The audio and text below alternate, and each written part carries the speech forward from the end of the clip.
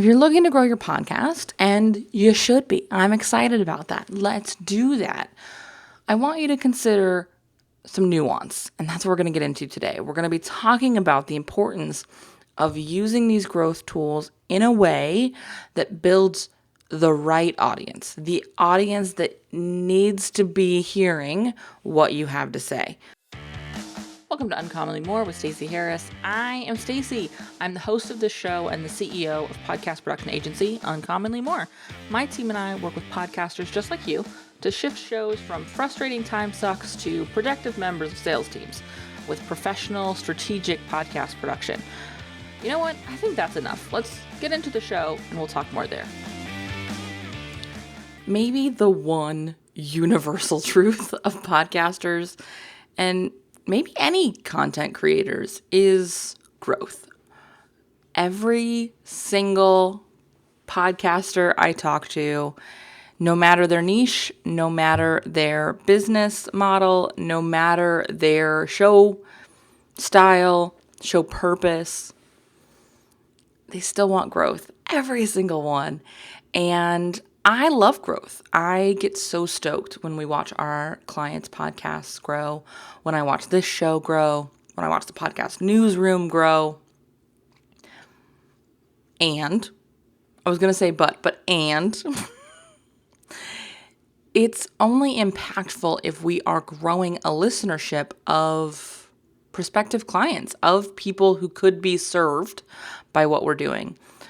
And that can sound like I don't want to talk to people who aren't going to pay me, and that's not the truth. The reality is if we're sort of sucking people into our content and our sphere who are not going to be served by what we're producing, we're wasting time. And I don't know about you, but probably the most offensive thing you could do to me is waste my time. That's not true. There's lots of other more offensive things you could do to me. But it's my most valuable commodity. I have said this probably on this show, but definitely in my life a million times. I don't love wasting money, but I'll get over it in a hurry. I will maybe never get over wasting my own time or having my time wasted.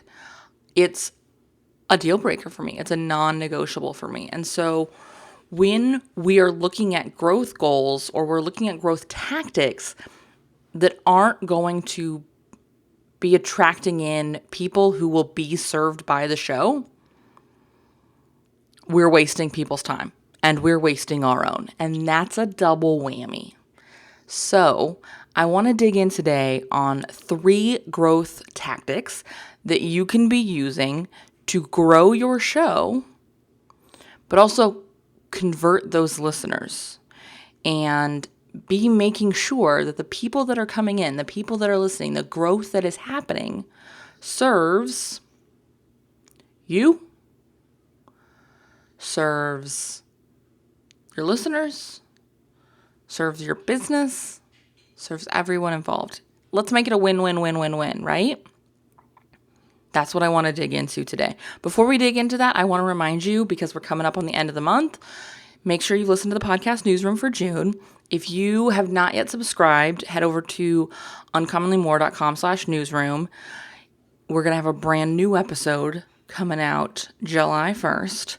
We'll talk about the things you need to know for July. And specifically, we're going to be talking a lot about, I've got a little bit of news, but we're going to be talking a lot about managing some time off and repurposing your content in that space for July. So make sure that you check in there.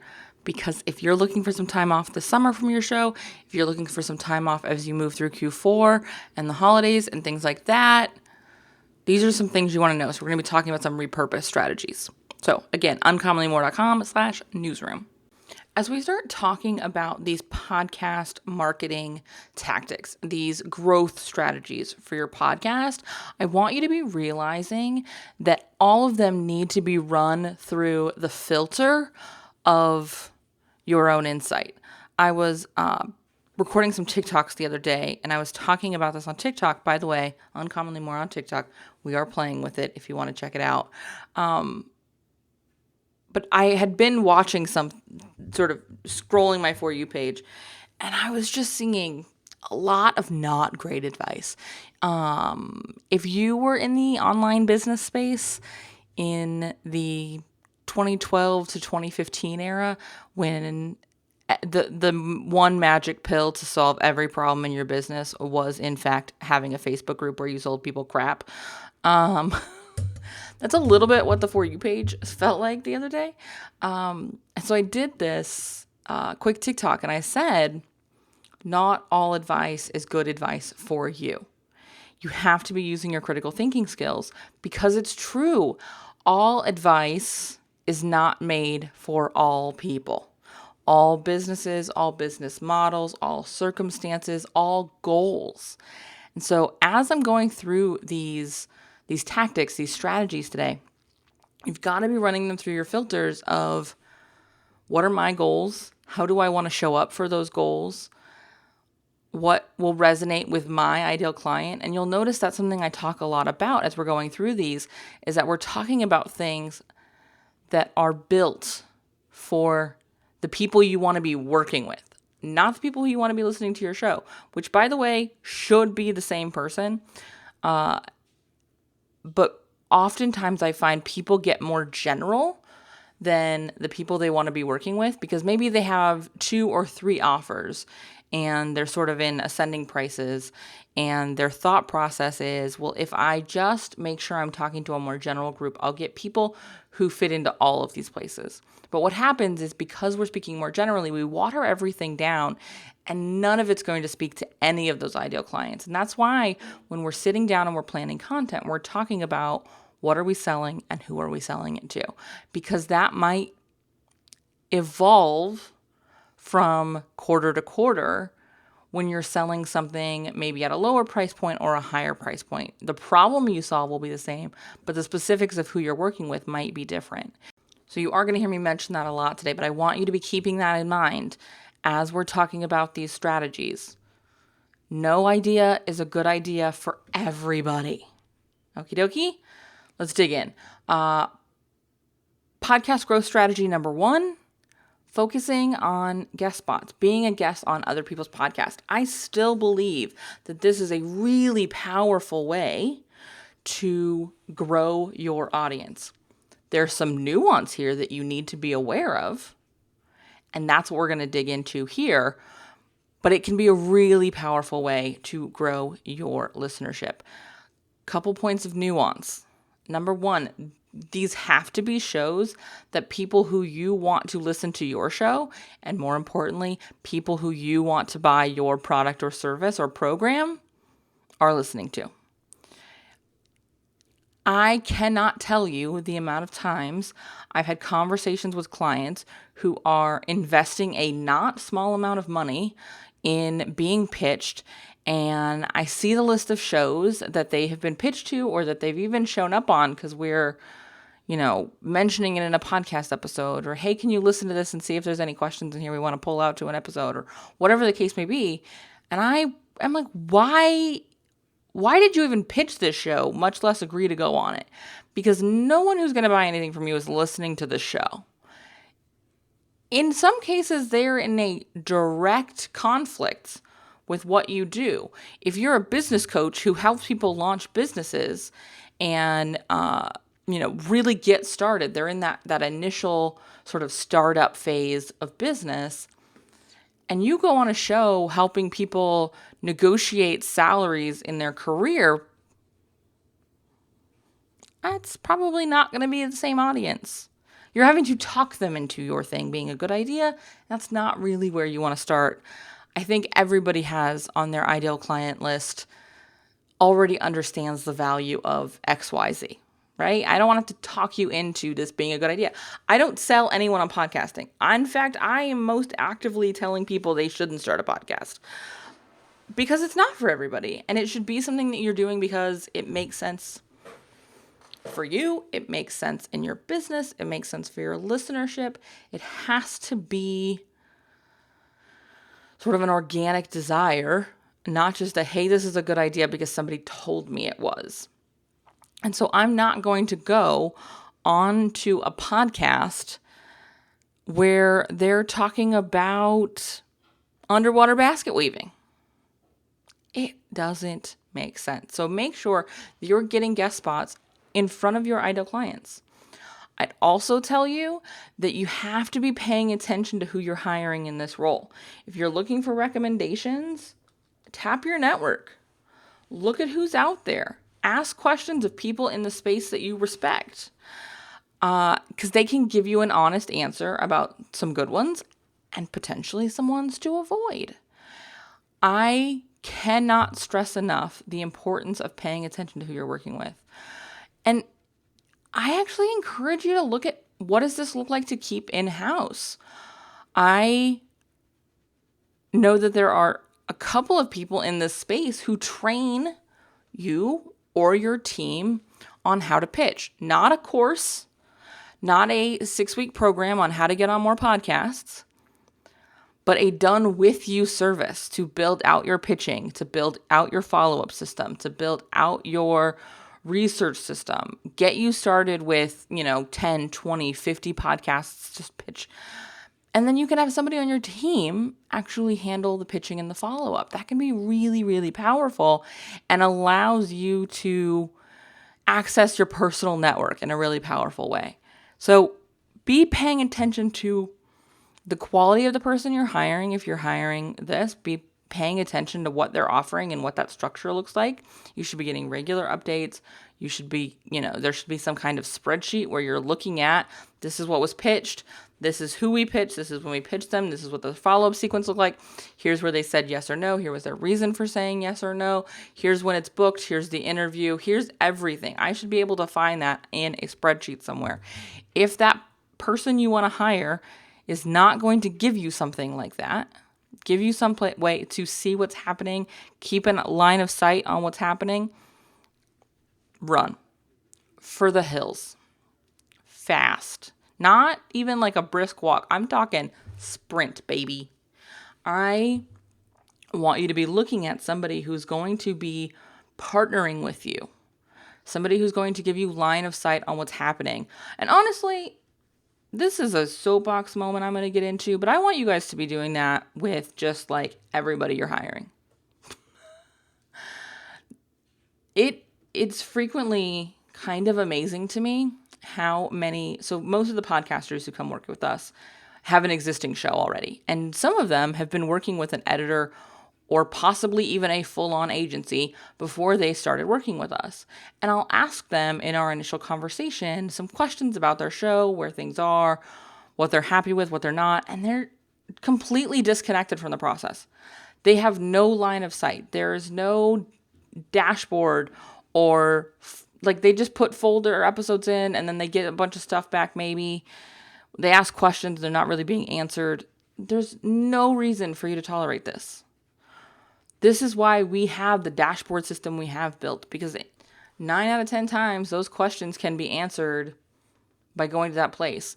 We have quarterly calls with our clients. We're in them right now, and it's jumping in and saying, hey, this question came up for me. Hey, I'm looking at dynamic ads. Hey, what do you think about adding video? Hey, should I be doing this? Hey, can we tweak the templates for our social graphics because we just had this rebrand? Whatever.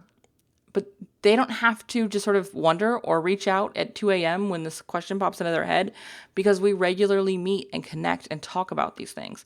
You should be getting that same kind of support, frankly, everywhere. But certainly when you are looking at pitching, you should be seeing regular times where you can connect and debrief the shows you've been on to help refine where you're getting pitched the next month and so on and so forth.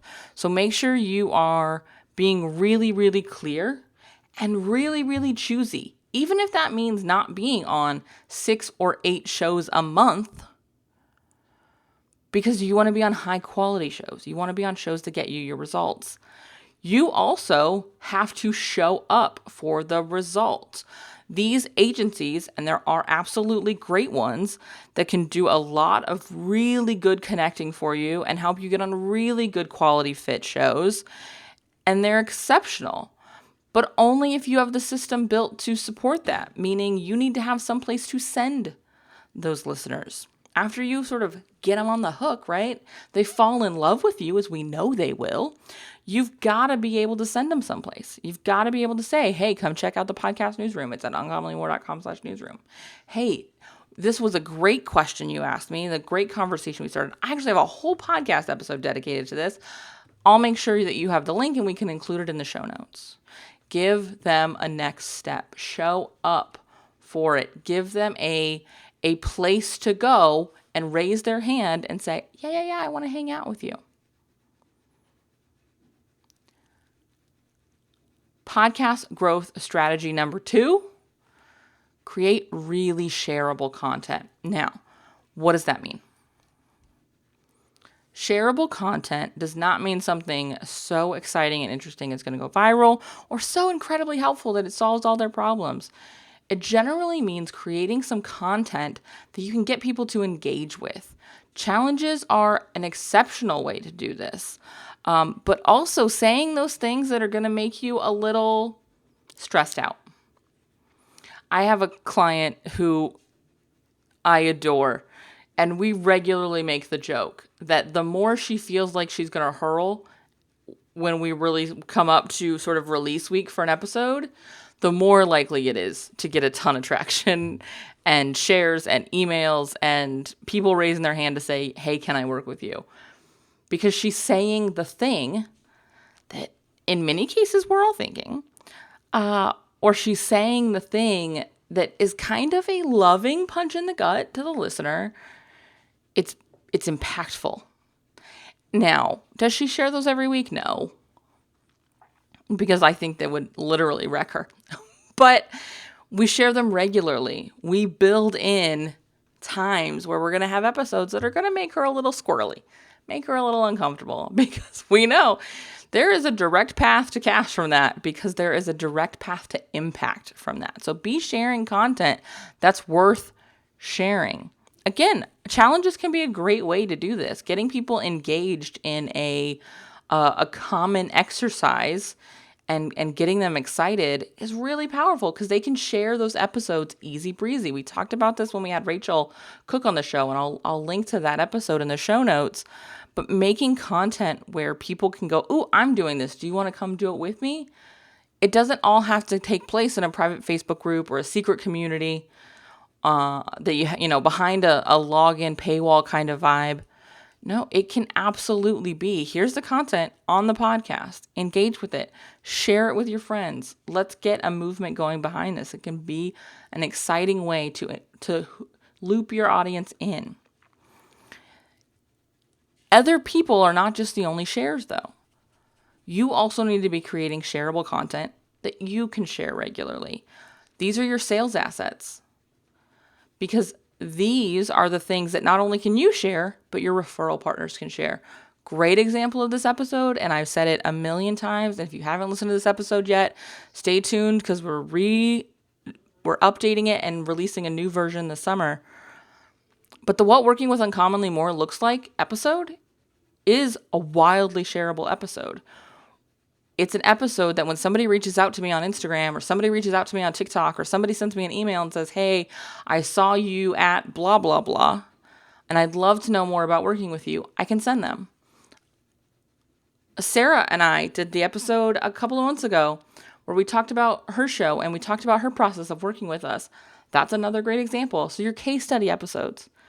These are the kind of things that you can be sharing, but also the people who are referring you can share. I've had several people reach out in the last year since we released that What Working with Uncommonly More Looks Like episode. Since we released that, saying so-and-so sent me this episode because I was talking about needing a podcast producer and I wasn't really sure, and it was really helpful. Can we book a call? Or I'll find out when we get on the call that that's how they found me, because we've made these episodes really easy for our referral partners to send to someone and say, hey, Stace breaks it all down here, ready to go. Easy breezy. Podcast growth strategy number 3. Don't forget SEO matters. We are going to be talking more about this next week, actually. We talked a little bit about it on the podcast newsroom this month. Again, if you haven't listened yet, go over to uncommonlymore.com/newsroom.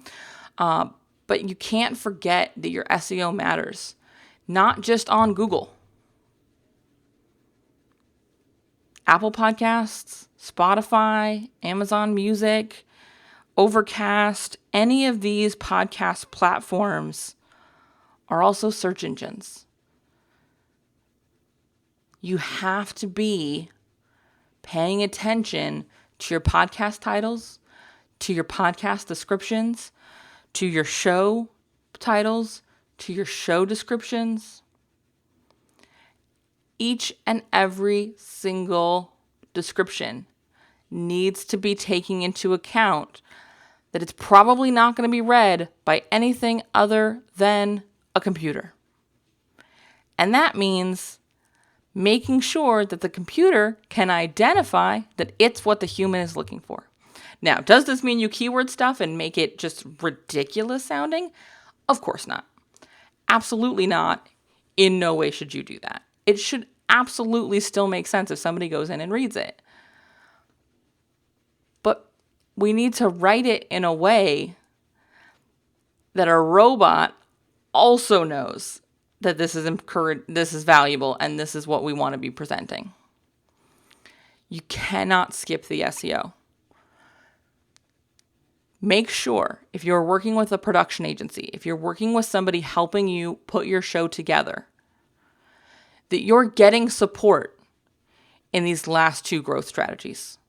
If you are not getting support in building content that are sales assets, that are shareable, that are easy for your referral partners to be sharing on your behalf, that are easy for you to be sharing and say, here, how you find out more.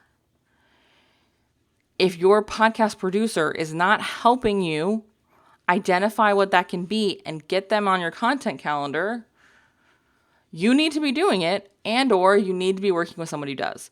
If your podcast producer or podcast agency or whoever's writing your show notes is not factoring in SEO, is not factoring in that it's got to make sense to both a human and an algorithm, it's time to get different support on your show notes.